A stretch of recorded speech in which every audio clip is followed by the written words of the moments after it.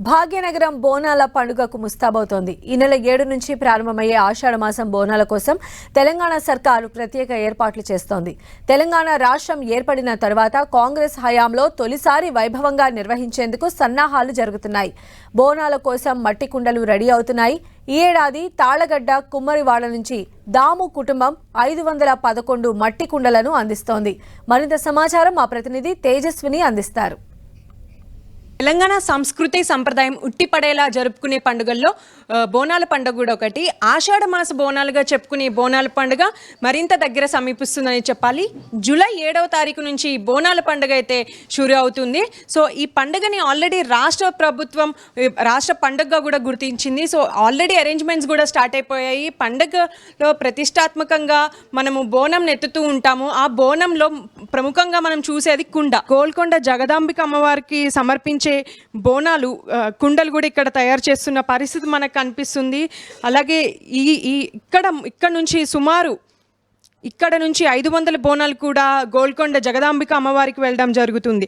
దానికి సంబంధించి ఇక్కడ ఏర్పాట్లు కూడా మనం చూస్తూ ఉన్నాము.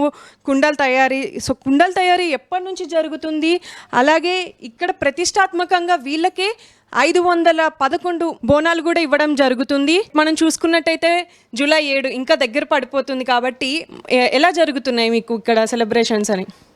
ఇంకా అయిపోయినాయిరా, ఇప్పటికీ రెడీ అయిపోయినాయి. పెద్ద కుండలు, కొద్ది చిన్న కుండలు మాత్రమే తయారవుతున్నాయి. ఈ 2 డేస్లో మొత్తం కంప్లీట్ అయిపోతాయి. మేము ఫ్రైడే రోజు అక్కడికి పంపించాలి. గోల్కొండ అమ్మవారికి అక్కడ పంపిస్తే వాళ్ళు తయారు చేసుకుంటారు. మీ కుటుంబ నేపథ్యం ఏంటి? ప్రముఖంగా మీకే 511 బోనాలు గోల్కొండ జగదాంబిక అమ్మవారు ఇవ్వడం కూడా జరుగుతుంది. సో దాన్ని ఎలా ఫీల్ అవుతున్నారు? గోల్కొండ ఉత్సవ సమితి వాళ్ళు మాకు 500 కుండలు ఆర్డర్ ఇచ్చారు. మేము ఇవి ఏటా ఇస్తున్నాము. ఒక 4 సంవత్సరాల నుంచి వాళ్ళకి ఇస్తున్నాము.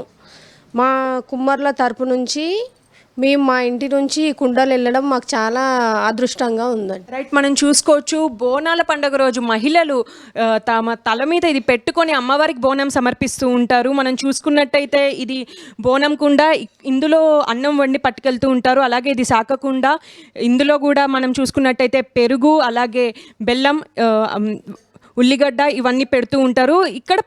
ఇక్కడ దీపం పెట్టి అమ్మవారికి నైవేద్యం ఇవన్నీ ఒక అమ్మవారికి సమర్పిస్తూ ఉండడం కూడా జరుగుతూ ఉంటుంది. సో ఇది చాలా ప్రతిష్టాత్మకంగా చూస్తూ ఉంటాము మనం బోనం ఎత్తడం అనేది. సో బోనాల పండుగలో ఇదే అందరినీ ఆకర్షిస్తూ ఉంటుంది. చెప్పండి, ఎన్ని రోజులు పడుతుంది ఒక బోనం తయారు చేయడానికి? ఒక గంటన్నర పడుతుంది.